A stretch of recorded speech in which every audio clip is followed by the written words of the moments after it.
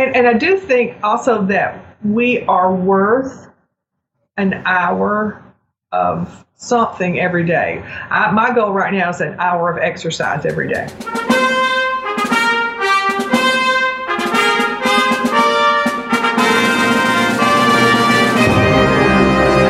Hello, everyone. Welcome to Everything Band, a podcast that features conversations with composers, conductors, and performers of music for winds and percussion.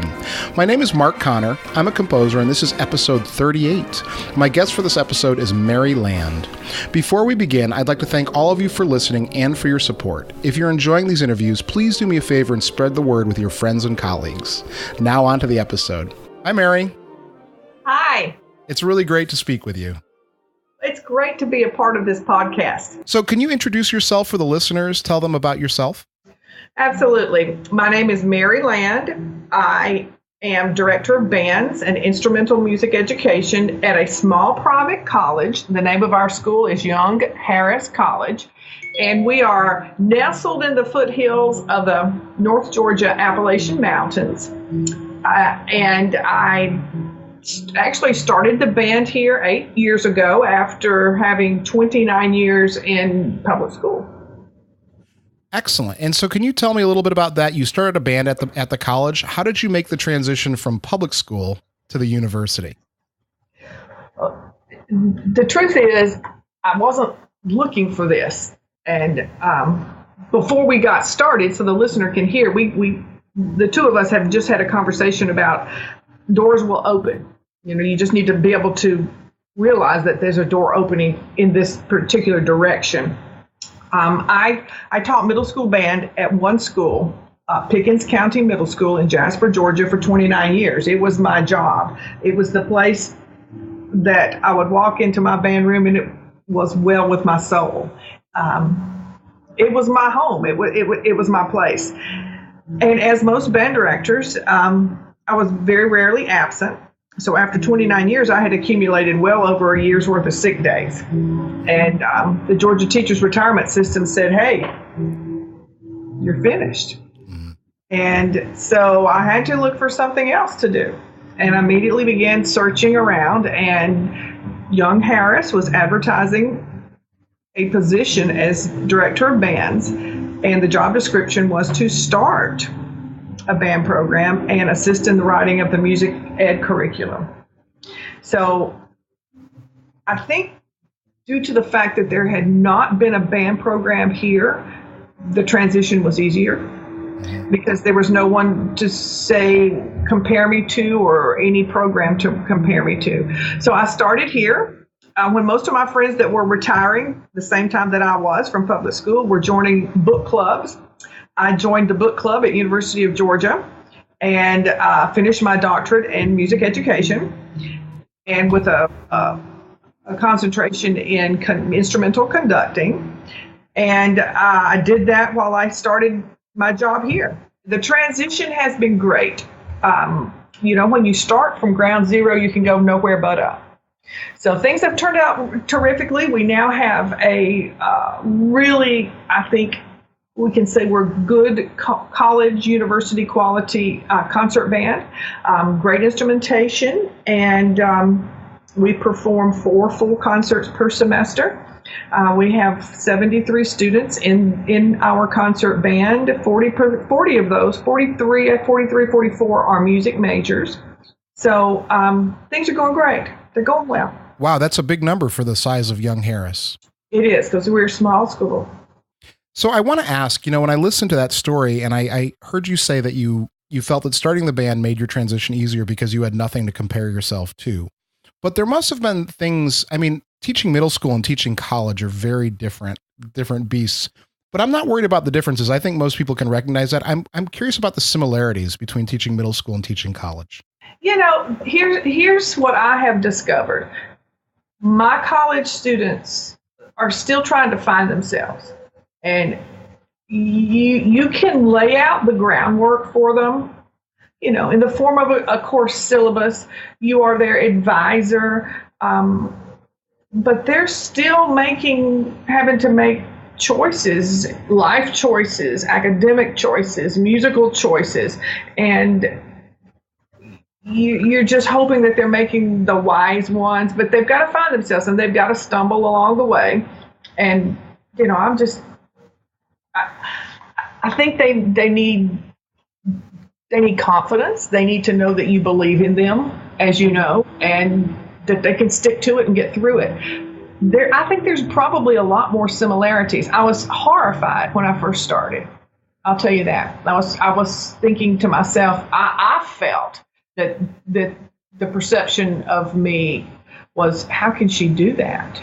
She doesn't know. How can she possibly do that? Does she even know the repertoire? Well, let me tell you, when you start at the very beginning, middle school repertoire works. As my mentor, John Lynch at University of Georgia told me, he says, get over it, Mary. Music is music. There's a lot of similarities. I have taught both junior high and college. I love my college freshmen. I love teaching college level theory and freshman level theory. I know that sends shudders down the spines of listeners out there, but I love the age. I love that 18-year-old, 19-year-old. I still get my middle school age fix. Since I did it for such a long time, I am doing a lot of middle school all-state bands, honor bands. I spend my summers up at Interlochen with the Intermediate Wind Symphony, which are students that have just completed the 8th, 9th, or 10th grade. So I still get that, but I do think it was the time for me to be here. I had so many student teachers, and it was good to kind of, I think of myself as going full circle and getting to now prepare the students to be those student teachers and get them out there. So let's talk about that. Let's take this back to the beginning and talk about your origin story. Can you tell everyone how you got your start? I have an older sister that's 2.5 years older than me. And when she was in the 6th grade, she came home one day with a clarinet. And I thought that was just the coolest thing. I thought that was just amazing. It was awesome. I loved it. And when I think back, it was pretty much like a barnyard sounds. But I thought it would, I would love to go to the concerts. I couldn't wait until I got to be in 6th grade to start in band. I'm a trumpet player. And in 6th grade, I had a very poor start. We had band one day a week on the stage of an old elementary school. And I do remember the very first week of beginning band. It seemed like the stage was packed full of people. And by the end of that year, we had maybe 12 that had stuck with it. It wasn't set up for success. But I went to a junior high. At that time, the schools where I grew up were junior high and high school. Had great teachers in junior high and in high school. My whole family my dad was band booster president for 9 consecutive years. And when my younger sister graduated from high school, the band director actually left. He said, nope, done, not going to do it without you. So it was, band was us. And when it came time to, a senior in high school, what was the next step? I remember talking with my band director, and he said, well, where do you see yourself? Where do you like to be? And I said, I like to be in the band room. So I ended up, got my bachelor's degree at University of Georgia in music ed and graduated and started teaching in my own band room. So you started teaching right after your BA? BME, yes. Oh, BME. Okay. And so this was at Pickens County Middle School? At Pickens County Middle School. And after my first year of teaching, I started the summer program at Vandercook. So let me ask you, you mentioned that you had great teachers from middle school to high school and into college. So what lessons do you think as a middle school teacher you took from them and you applied to your own program? These are going to be things that are non-musical, non-educational to a point. I think it's the fact that they cared about me, and it's something that I try to teach my students right now. Your students are not going to care about band. They're not going to care about their instrument until they know how much you care about them. My band directors cared about me. Now they cared that I was practicing and playing the correct parts and was where I was supposed to be, but they took an interest that they didn't have to. And as well as with all the students that we had, they knew who your sisters were. They knew your parents. They cared. Right. Yeah, that's so very important. So I want to ask you what the program was like at Pickens. What was it like when you got there? How did those 29 years look? Very similar to what I did here. When I was hired, there was a high school band director that would come over to the middle school for a portion of the day, not excited about being over there, preferred to be the high school band director. So I was really the first band director that was there. I started with, my very first day walking in and seeing that I think I might have had 4 or 5 students. And so it was recruiting, starting from ground zero again. So I started it, and it progressed. We ended up being a school. We had over 400 students involved in band. We had 3 full-time band directors, which was pretty remarkable for a little school like that, a little small rural Title I school. Mm-hmm. We would every year take 4 bands to our state competition. We played at our state conference several times. And we played it was MENC at that time, Southern Division, the NBA areas. And we had quite a few students in All-State every year. We developed a really, I think, solid, comprehensive band program in a rural community. And so you started with 1 and you ended, by the time you were done, you had 3 of you? Yes. Wow, that's exceptional. So let's talk about that. That's quite a change. And, I just felt like it was the most important thing in the school. My principals don't want to hear that. But, I just felt like that being in the band at Pickens County Middle School had to be the most important. Why would you not want to be in it? It was the place to be. And we worked really hard. I was, always working hard, particularly with technology, bringing to the students as many opportunities into our rural area as possible. Most of my students did not study privately. Right. We were really strong on sectionals. We did a lot of before school, a lot of after school. And the parents in the community loved it. Mm-hmm. And they bought into it, and they could see that their children were very happy, and how important it was to their children, how important the band program was. And they would do whatever we presented. It was never a battle. It was your son, your daughter is ready to step up to a better quality instrument. This is what we suggest. This is what we recommend, and they would get. And sometimes it was a hardship on these families, but they were there. Parents were always there, omnipresent, helping, supporting. Mm-hmm. When I look at what you're telling me, the story about Pickens County and now at Young Harris, you've had that ability to kind of create a large percentage of students relative to the population participating in the bands. Right. And I mean, that's a really, really impressive thing. That speaks to something that you're doing, a charisma about you. And so I just, again, if you have any thoughts about how to bottle that, because I know a lot of people worry about their numbers and worry about recruiting and on all levels. Yeah.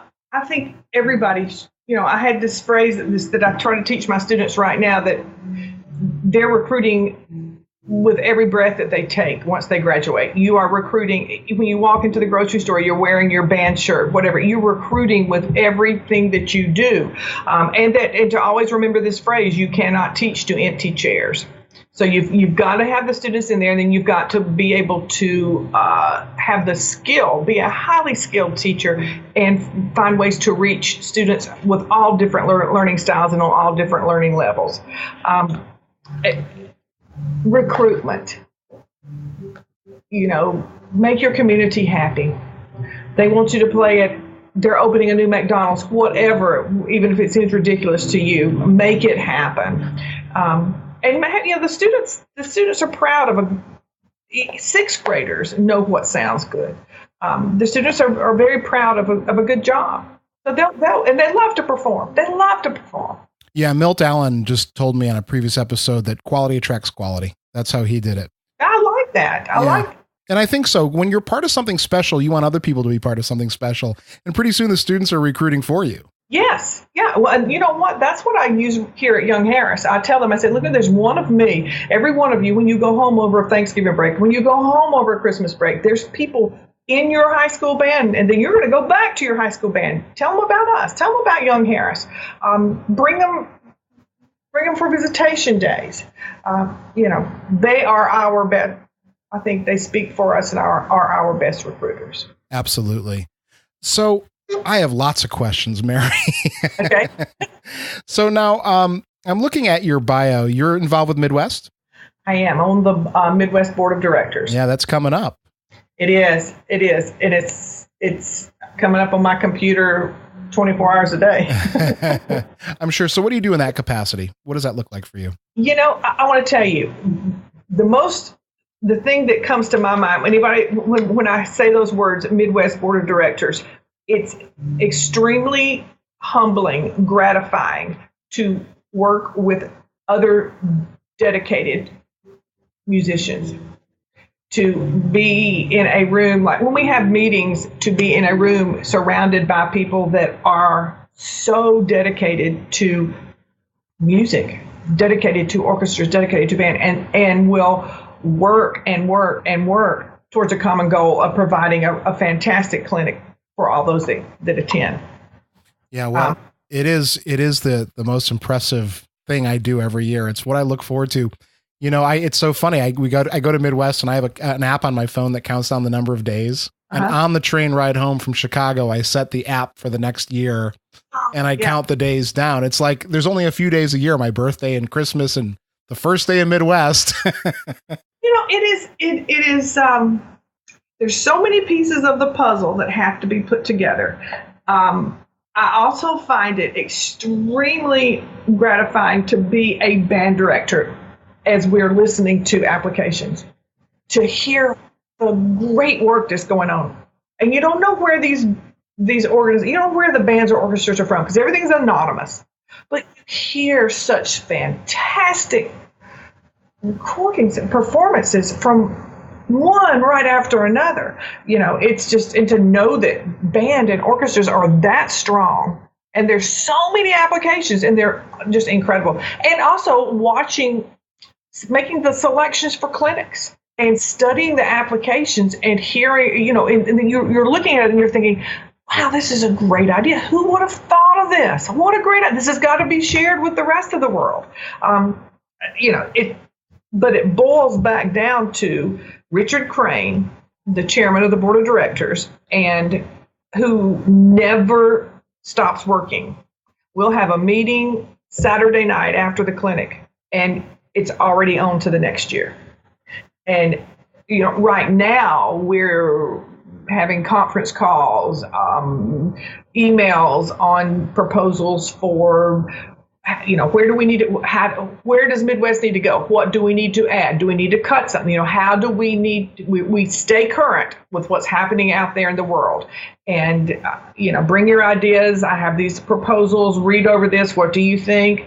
And it's just great to see people that care so deeply, and to sit beside them and hear the conversations and create a clinic that's extraordinary. Yeah, it's extraordinary in so many ways. The level of performance, the number of vendors and people who are there in the industry, the number of directors and clinics. It's incredible what it puts together. And 80-year-old Doc Severinsen this year. I know, it's pretty exciting. 80-year-old Doc Severinsen. I'm a trumpet player, and I can remember being in the 7th grade, my parents taking me to a Doc Severinsen concert. I'll never forget that. And he is performing Wednesday night, 80 years old, and we were trying to get him to do a conversation with Doc the next morning, but his manager said Doc doesn't do mornings. So he's doing a conversation in the afternoon, and I said he doesn't have to do mornings. Yeah, I know. Wednesday's a great day. I mean, it opens up. One of my dear friends is Demondre Thurman, who's in the brass band of Battle Creek, and I mean that group is incredible. Yeah, I do remember listening to that recording, and I couldn't even stay in my seat. That is so energizing. It's completely. People will say to me many times, Aren't you tired? Aren't you exhausted? Don't you get tired of doing this? You're doing this, you're doing that. Aren't you tired? You know what? I think it's energizing more than anything. 8 a.m. though. But you know what? Hopefully it's going to get people into the clinic, get them registered, right, and get them to come that morning. That's kind of the bait. Right. Yeah, it's going to be pretty tight though to get registered and in there. So, I mean, I suppose people could register after the concert. I don't know, how tight is that first concert usually? I think that is going to be wide open for that because it's in the large hall, plenty of seats. But there are also going to be many kiosks this year. Oh, okay. A large number of kiosks that people can walk right up to and get their badge and go. Mm-hmm. Sure. It should be a faster registration process. Okay, that's good to know for people who might be listening, because that was definitely something, as I look through, as we get closer, I start to look at times and think of my scheduling. Right. As how. That's what I do too. In fact, I was doing some of that earlier today, and I was, blocking down hour by hour so that once I get there, I don't have to think about this is where you are. It never goes the way I plan it, though. I know. And you bump into people and you end up, I missed that because of this conversation, but that was a great conversation to have had. Right. And, that's why I go to Midwest primarily. I'm a composer, and that the personal relationships that I build at Midwest have been invaluable to me. I think all of us have had life-changing, career-changing in a good way, relationships that come out of that. And I do think we are the school band directors, the school orchestra teacher are the people that are alone all day in their school. And this is one time that they're surrounded by others like them. They're people. We're with our people. Right. This in the state conference typically. Yeah. I want to talk about giving experiences to your students and giving them meaningful memories and things that they can carry with them and nourish them as professionals. And I want to ask about what you've done with having guests into your band halls and band rooms, either as composers or clinicians. Well, for Young Harris, as I said, we're basically in the middle of nowhere. So a composer is not going to pass through town, okay? And creativity is something that I really support with all of my students. And I think they grew up with GarageBand, with Finale, with Sibelius. So they've all kind of had a little dabbling with it. And there's some that are quite good with composition. They've got some really good fresh ideas, and they create beautiful colors in what they're putting together. We're a small private school. We do not offer a degree in composition, but I do everything I can to bring composer to these students so that they can have at least an intensive time studying with a composer, or at least having someone to listen to their music. I also allow, particularly for our pep band, our basketball band, these students are constantly arranging tunes or coming up with what they call an original pep band tune. So, we will read it in a rehearsal. Sometimes we end up performing their pieces. I have had on campus several composers, and I started a biannual event. Next year will be our third one. I call it a new music festival, and by new I mean newly composed music. And I bring in a composer that comes and we call him or her our composer in residence. And they're here for usually 3 nights, 4 days, 3 nights, and we will. The band will perform a concert with several of their pieces, and then the composer also meets with the students that are interested in composition and has many, many small lessons with them. Well, it sounds like it was a good experience. It was a great experience for our students. When I have found they really get turned on to see how the composer thinks. I agree with that. I will give a plug any chance I get to an organization called Composers in Schools in Concert, and it's run by Lisa Oman out in Northern California, and I was part of a consortium commission through them. And she's doing such great work to bring schools together, to bring composers in schools together. That's like back in the 1950s, the big project that brought Norman Delajoyo into the schools to write music, good quality music, the Contemporary Music Project, good quality music for the school bands. And there's another one out there, BandQuest, that does some of that. I don't think they put the composer into school, but their pieces come with lesson plans. And, we talked about that. I talked with Tiffany Hitz, the middle school band director in Fairfax County, Virginia, and she was talking about how she puts together lesson packets for her pieces. And so she has like exercises that she extracts from them, and then chorales and all kinds of different materials that she uses as warm-ups and teaching tools that work with the pieces. And she wants to work with publishers to kind of create those. I used to do that with my middle school bands. I called them lead sheets. Okay. And depending upon the piece, maybe I would study the score and I would realize, okay, look, my trombones are never going to be able to play this. We're going to have to all learn it with them. So, just write it out so that everyone, here's whatever the title of the piece may be. Here's exercise number 1 from that piece, number 2, number 3, number 4, and just write it in unison so that the entire band is learning different portions. And it does help those that are weaker sections to learn their parts, get much more solid with it. And you can always then say, okay, saxophones, would you play lead sheet exercise number 2 at measure, whatever on the piece? Yeah, so this leads me to a question. How much rewriting did you do when you were a middle school band director to make pieces that you thought were valuable work for your ensemble? Not a lot. I didn't do a lot. Sometimes I would, if I had an abundance of really strong flute players and they're all up there on high E flats and high Fs, I would say the composer did not intend for us to have 18 of us up there. So let's you play up and the rest of you were down. I didn't do a lot of that, but I felt like I worked hard to select good quality repertoire for them to play. Yeah. How do you make those choices? I know some of this is experience. You spend enough time, you know what to choose and what doesn't. But how do you know when to teach something that's difficult and when maybe it's not worth fighting for and maybe a different piece is the choice?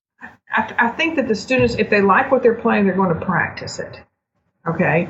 And I will give, I know of all the years that I've been teaching, a lot of times all of us will select a piece of music because we want to perform it. We like it, And if it doesn't seem to fit the ensemble, we can take that up and pass it back out in future years. I feel like I can gauge them, how they're taking to the piece. Am I hearing it being practiced? I don't know. I think kids are brutally honest, and I think they'll say, "Yeah, we can't play this," or "I don't like this," or whatever. So, what makes this is a question that I ask my students a lot. What makes it a quality piece of music? In your opinion, what makes that a good piece of music? Is this worthy of you devoting time to teaching the piece? All right. So let's talk about competition. It's come up a lot in the podcast recently. How much competition did you do at Pickens County? How many is per year? And well, we would go to our state concert festival every spring. And, did we work for the rating? Did we go for the rating? I'm sure we did. I think what we worked on was just making music. I was not a high school band director, so I did have one experience going to a spring I guess it was a competition. It was called a festival, and I did not realize that when they announced the ratings, they called it the awards. They'd ask all the band directors to come up front on a stage, and all the students, and these are all middle school students, thousands of them were seated in the seats, and they called out the gold awards or the silver awards or whatever the different categories were. And I sat there and I said, this is not a comfortable feeling, and this is the high school band director at a marching contest. I felt like I worked very hard to prepare my students for our concert band festivals. And, I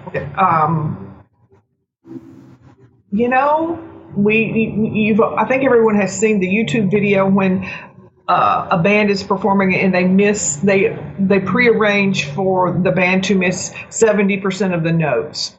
And you hear how atrocious it sounds, and you move it up to 80%. It just still doesn't sound really good. And, students want to do well. They want to sound good. Was it competition? Maybe competition with myself. But we did not do places where there's first, second, and third place. What hard-earned lessons as a conductor would you want to pass on to others? Know your score before you begin to teach it. Do not learn it with your students. Yep, absolutely. And that's a big thing that I'm a crusade that I'm on here. You have to know it before you have the first date with it. You've got to know it well enough so that if a disaster were to happen, if someone falls out of their chair, whatever, you can cope with that and still keep the rest going. Mary, that's such terrific advice. I wrote a piece that I'm conducting next week, and I had the first rehearsal with the band yesterday, and I know my piece like the back of the hand. I know every note in the piece, and yet I didn't feel like I was prepared enough. I felt like I needed to give it more time, and I had given it some time. So, you can't know it well enough. You can't. And you know what? Once you get up and you're conducting it and you make a mistake and you realize the whole ensemble suffered because of your mistake, that's not a good thing. Yeah, no. You have to, you have to know it. My conducting teacher when I was getting my doctorate at University of Georgia was John Lynch, and he had all the different layers of score study to do, and you were to complete all the different layers before you began to teach it. And he was exactly right. And the time consumption it's a lot of time that goes into it, but you've got to know it. And it doesn't matter if I'm teaching sixth grade band or not. I need to know that. I need to know the piece. Even if it's quarter notes and half notes, I know it before I teach it to them. And that doesn't mean go online and listen to a recording of it, know it. So what does that preparation look like? Can you give sort of specific advice that you got maybe that you could pass on? Like what exactly, like nuts and bolts? This nuts and bolts. This is what I do. I look at I open the score, I look at it, I use a green pencil or a green pen, and every time the meter changes, I mark it in green right across the top. Okay, so if it begins in 3/4 time, I put a 3. If it changes to 2, 2. If it changes to 5, whatever it is. When the change occurs, I mark it. I mark all my entrances, all my cues are in red. And I do a straight line with a bracket at the top, and then I write in big letters the abbreviation for whatever's coming in, flute 1, oboe 2, whoever the entrance may be, so that I can see. A lot of times you go to guest conduct places and the lighting for concerts is not good. And I want it to be very clear who's coming in where, and there's not a shadow on my music or whatever. I do dynamics in blue pencil or blue pen. And again, I do them larger than life. My pianos, my fortes are huge. Crescendos, decrescendos, whatever, are big. Anything that is different of interest, maybe some are different articulations or a specific something, maybe the trombones have muted parts, whatever may be happening, I would use a yellow highlighter just so that I'm picking up on that. And I do the meter all the way through beginning to end. Then I go back and I do cues in the score from beginning to the end. I do each layer one at a time. And because I see it. I'm learning it. I see what's happening. Then I will begin to listen to it and begin to think about teaching it. Yeah, I was just thinking about cues actually yesterday on the podium. I was wondering, how do you know when to cue and when not to? And that seems like a ridiculous question from a mid-career person, but yeah, I know what you mean. I find some students are depending on it. They're looking. They're not really counting their measures of rest. They're listening. Okay, it's about the time. I had a student this summer at Interlaken that was from China, a young lady, did not speak English very well. By the end of the summer, it was a rather broken English. But I'm watching her, And I know she's not counting measures of rest. She's missing entrances. And so after rehearsal, I said, let's talk about how are you counting your measures of rest? And she says, I do not count rest. I listen for 5-1. And I went, okay. Yeah, that's interesting. Well, it's funny because I do play in a community band, and a lot of that music is popular music. It's arrangements. And so very often you can listen for the phrase when you see a multi-measure rest. And as a trumpet player, we tend to rest whole phrases. And so you get a lot of 8-bar rests. You don't need to count an 8-bar rest because you can hear the next phrase. Exactly. If you know what you're listening to.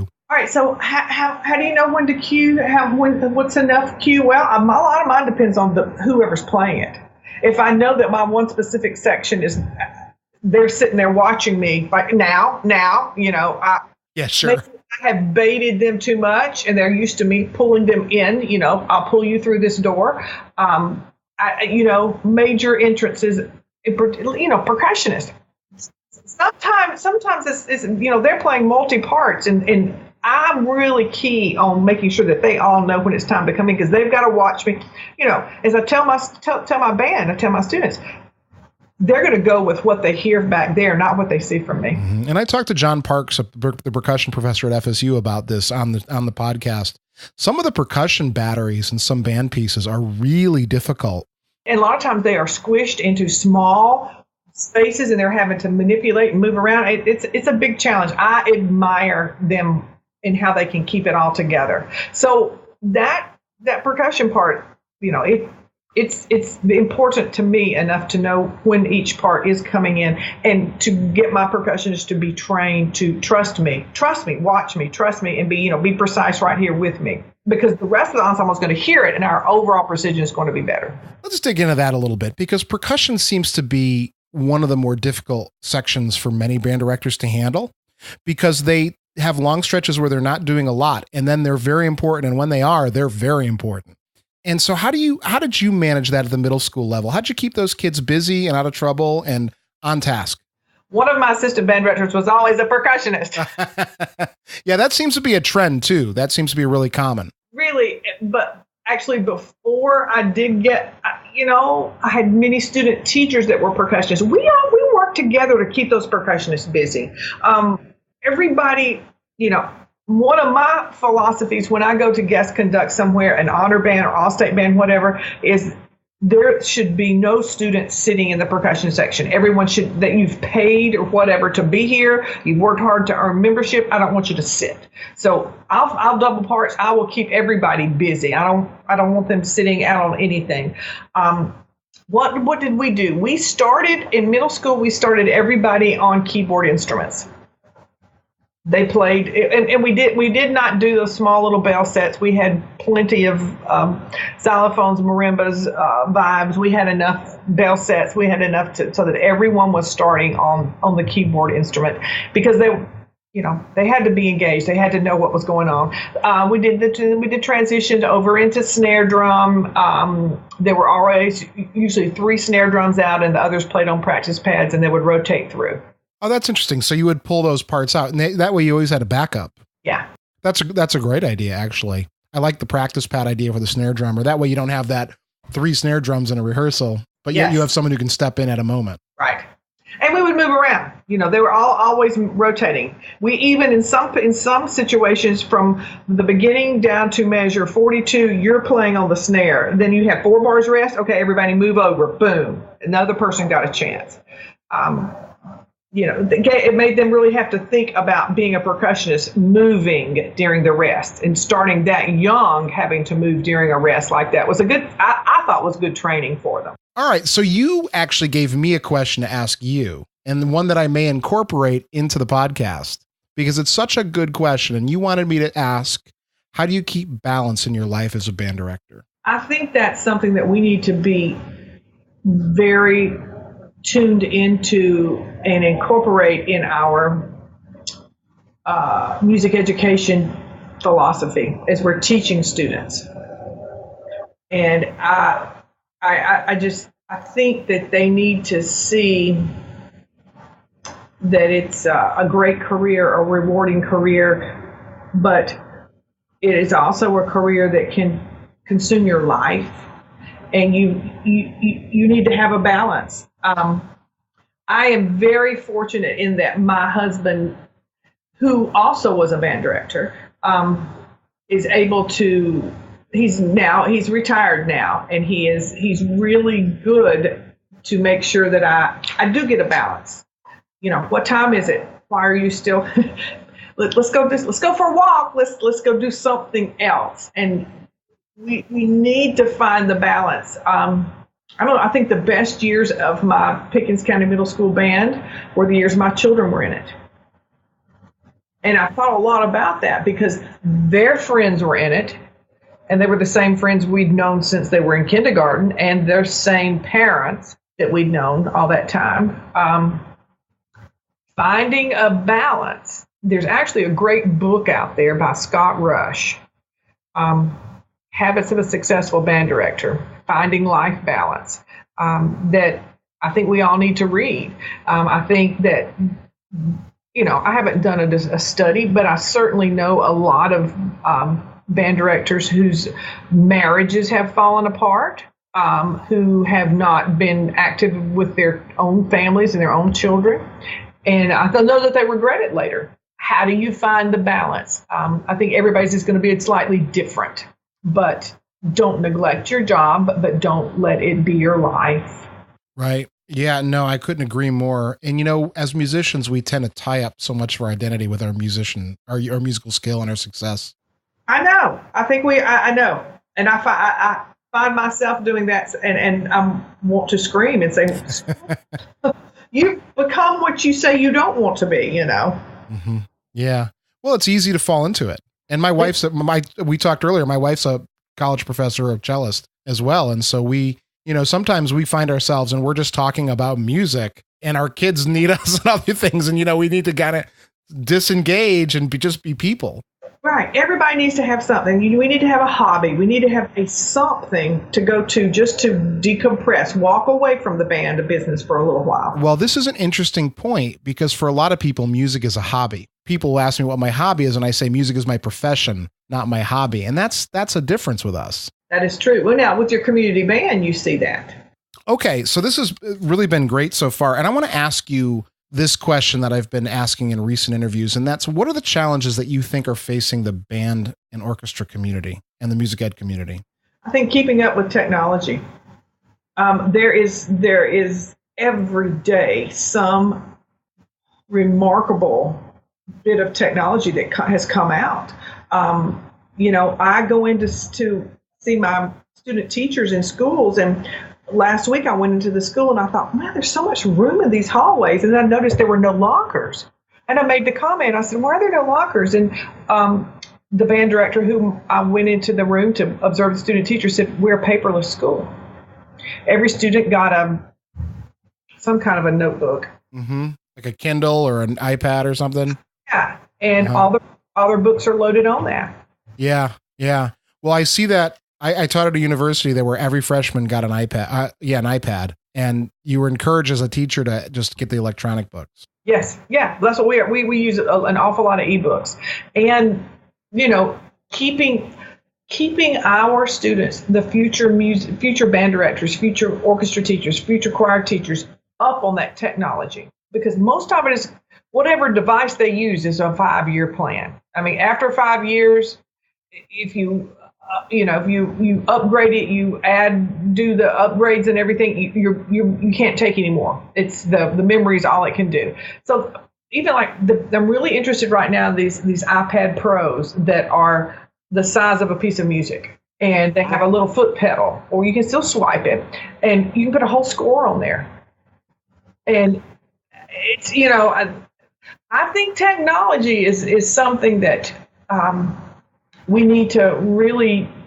I find myself at conferences at Midwest. I'm going to be in technology all over the place. I find myself at my state conference.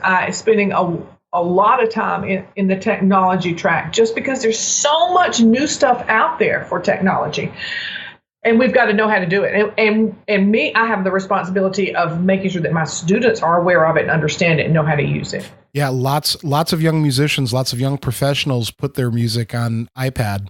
Going into band rooms and seeing all the students sitting there with a tuner attached to their instrument and the device on their music stand. What are we teaching them what it sounds like to play in tune, or are we teaching them what it looks like to play in tune? What's the goal of this? Yes, this band plays very nicely in tune. Everybody's hooked in. They're the wire, the microphone, everything. It's on the flute, it's on the oboe, it's on the clarinet, it's on the trumpet, it's on everything. And the tuning, the face of whatever this tuning device is on their music stand, and they're following that. And yay for using technology. Very bad for not teaching them what it sounds like to play in tune. Yeah, I think that's an interesting balance because there's definitely times when looking at a tuner while you play reinforces when you're in tune and when you're not, but you have to turn that off. That can't be 100% of the time. I think it's a balance using technology in the right way. Yes. Yeah, there's lots to that. I missed an opportunity for a segue to ask you about your music ed program at Young Harris. And what do you think that you do that's unique? I get all of my graduates jobs. That's a good calling card. 100% right now all have jobs or went into graduate school. Wow. So we work hard to make sure that they are a highly skilled teacher, and our program I think is very rigorous. And then I teach them. They all want to walk into a Midwest band their first year. I'm going to be the band director at Lassiter High School. Sure. No, you're not. Your goal is to get on a team. You can always trade teams later, but you've got to get on a team. And it may not be in an area where it's the most hip place to teach, but you don't want to start out that way. I'm very thankful now, in hindsight, that I ended up at Pickens County Middle School because I got to learn. I got to make my own mistakes, learn, build my program. So that's I think our biggest accolade that we can say. Our graduates are getting jobs. So what advice would you give to your younger self? Don't stress over things so much. Don't, you hear that phrase, don't sweat the small stuff.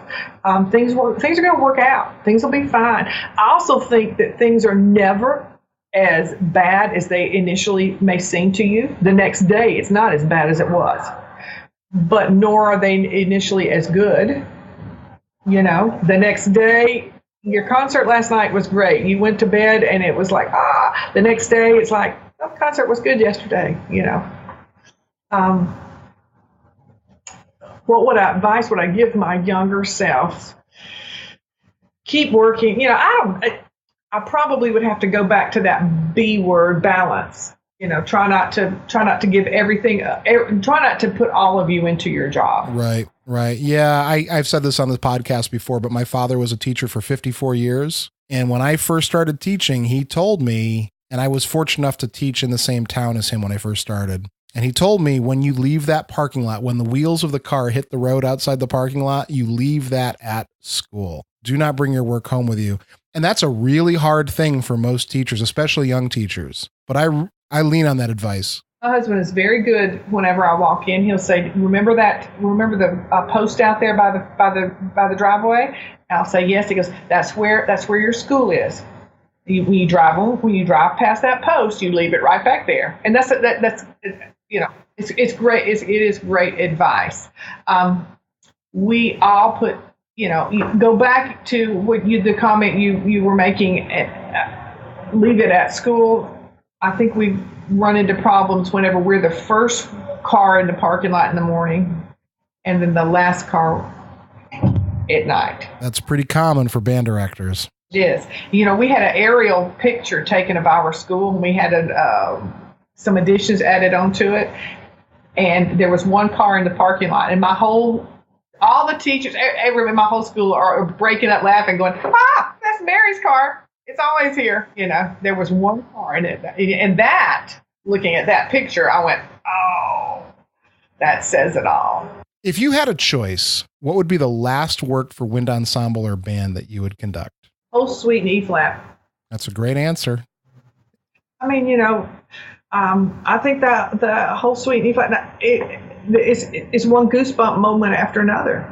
Yeah. I mean, you can teach the phrasing in that. You don't even have to conduct that. All you have to do is take it over the phrase. And tubas? Come on. What a part. Yeah, exactly. It's a great piece. I think people who say it's overrated are missing something. They have no passion in their life. I don't want to kiss that person, okay? That's strong. All right, is there any overrated? It's not overrated. Right. Well, we talked about Midwest and beyond that, and knowing that this has a long life, podcasts, they last a long time. Is there anything coming up that you'd like to share, or is there something that you'd like to promote? Yeah, I would like to share that you can be a lifelong learner. I thought I was ending my career at 29 years. And when I went back to school, I took my very first graduate doctoral level music theory course, and sitting beside me was a student I taught as a middle school student. And he looked at me and he said, "Why are you in here? Don't you already know all of this?" And I responded, "The last time I heard that phrase, Neapolitan six chord, you were not even born." Right. So you can be a lifelong learner. I think that we all have to make sacrifices along the way in order to achieve goals. My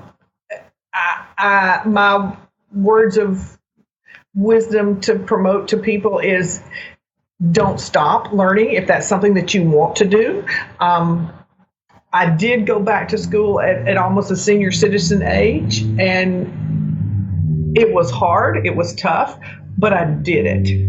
And I value all that I learned, and I love my life and my career right now.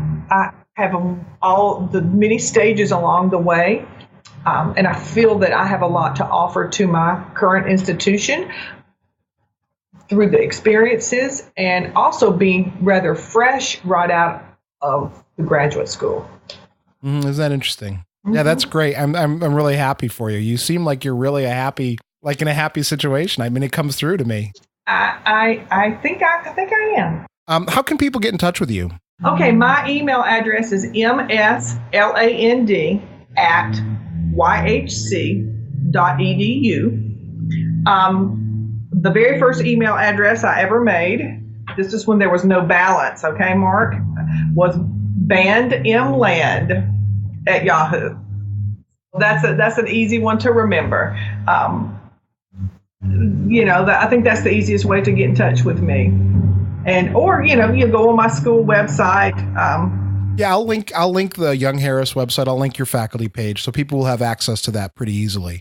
I love the background to our conversation. I've heard a vocalist doing her warm-ups. I heard a guitarist. That was lovely. And now the tuba player doing his warm-ups or her warm-ups. This is, as I said, I started the band program here. Our fine arts building existed, I guess over 100 years the school has been in existence with choir. And the sound continuance from room to room is very obvious, but I like it. Yeah, I teach in a 1911 Tudor. What am I trying to say? 1911 sort of like quasi Tudor mansion. And there's no soundproofing, and I'm above the piano studio, so I get Beethoven, Chopin, Debussy all day long. Yeah, I know to my left over here is a voice studio, and I know what everyone's performing on their recital. Right. I know who's having good days and who's not. It's okay. I love it. It's okay with me. I know that some people that are non-musicians that happen to have offices in this building don't have the same thrill about it. Yeah. Well, Mary, thank you so much for your time. I really appreciate it. You're welcome. It's been a pleasure, and I hope I see you in a couple of weeks at Midwest. You will. I'll be the one with running shoes on.